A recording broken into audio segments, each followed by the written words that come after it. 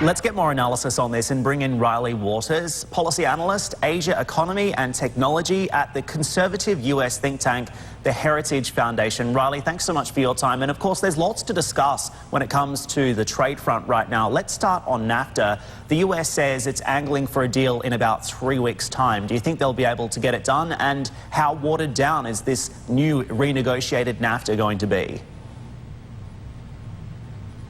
Right, so the U.S. has been, I think, the administration has been committed to renegotiating the deal.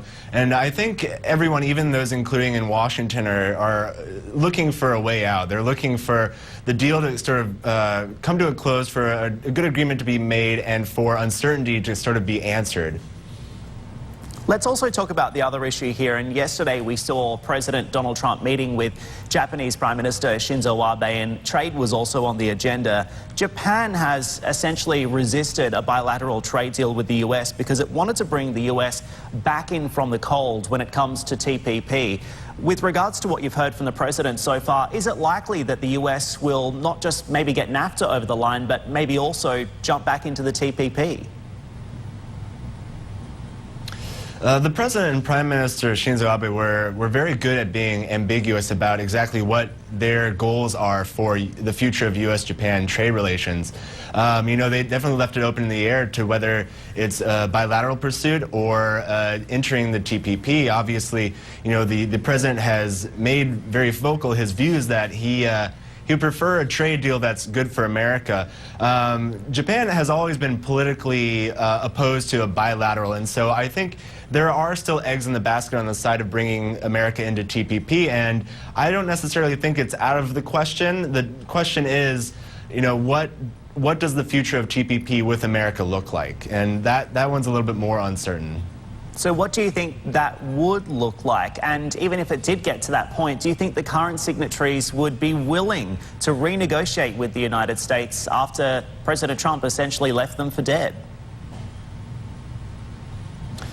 So, as the President noted, you know, we have free trade agreements with 6 of the 11 members. And so with those countries, it would probably be easier to negotiate into the CPTPP with them. But the difference between the current comprehensive and progressive agreement on Trans-Pacific Partnership and how that's different from the original TPP agreement, there were a number of sections that were suspended in the hopes of bringing back the United States.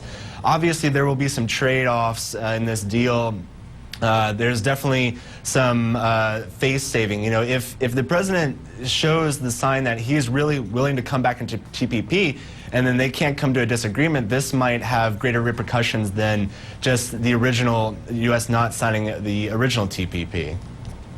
Riley, on another matter, are you encouraged that the trade rhetoric between the US and China has started to cool down now? And what's your expectations when it comes to these tariffs, and how do you see the negotiation period playing out now? So right now, USTR is leading up to its public commentary. So, you know, it'll collect the opinions of people within the public. Obviously, the Chinese government will probably submit commentary to some degree. It'll collect those, and then it'll eventually decide whether it wants to implement tariffs. We still haven't seen the list of $100 billion value of goods that the U.S. wants to apply additional tariffs to. So there's that factor in it. But I think, you know, I'm an optimist, so I like to think that the U.S. and China can come to the negotiating table at a certain point and sort of diffuse some of the trade tension between the two.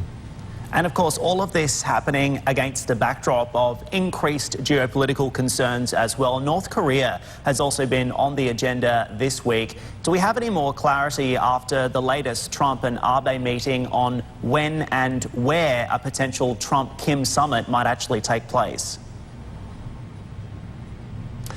I don't necessarily think we have any more clarity on the specific time or place. The president mentioned that, you know, it would be within the next few weeks. I think he was speaking in general terms. I think the United States is still aiming for a late May, early June meeting.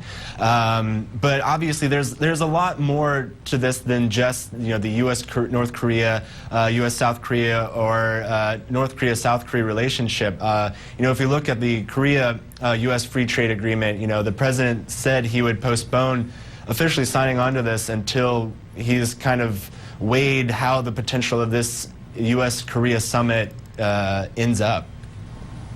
Riley, we'll leave it there. Thanks so much for your analysis today. Riley Walters of the Heritage Foundation. We are coming up to the end of the rundown now. So